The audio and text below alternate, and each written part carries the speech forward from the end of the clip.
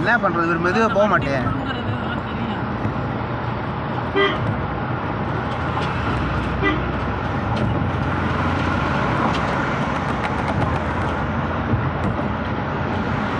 அவன் பயங்கர சொத்துக்காரன்டா வினு, பயங்கர சொத்துக்காரன். அதான் அந்த தார் வச்சுருக்கான்ல.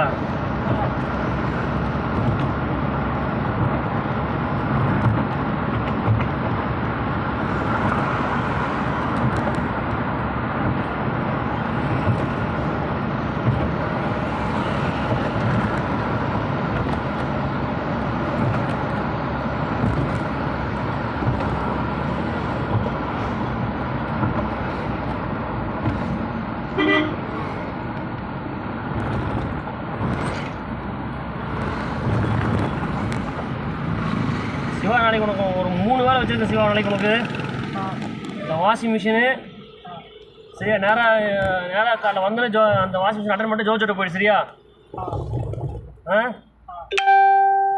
ஜோஜோட்ட போயிட்டு ஒரு புது வால் வாங்கிக்கோ, அந்த கப்போடு சேர்த்து வாங்கிக்கோ.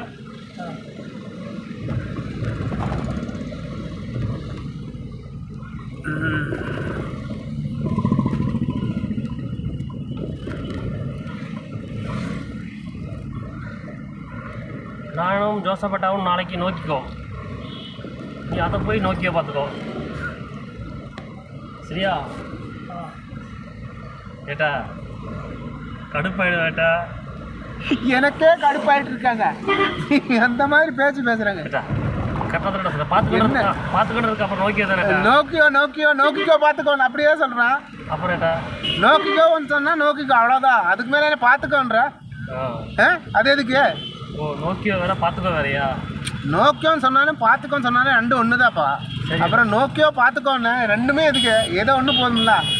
அவன் நோக்கி கேட்டா அவன் நோக்கட்டும், அவன் பார்த்துக்கோன்னு சொல்ல தேவையில்லை. அப்போ பேனாசோனிக்கு சாம்சங் சொன்னால் காதல் அப்பிடுவேன். ஆமாம், பேனாசோனிக்கு என்ன சோனி.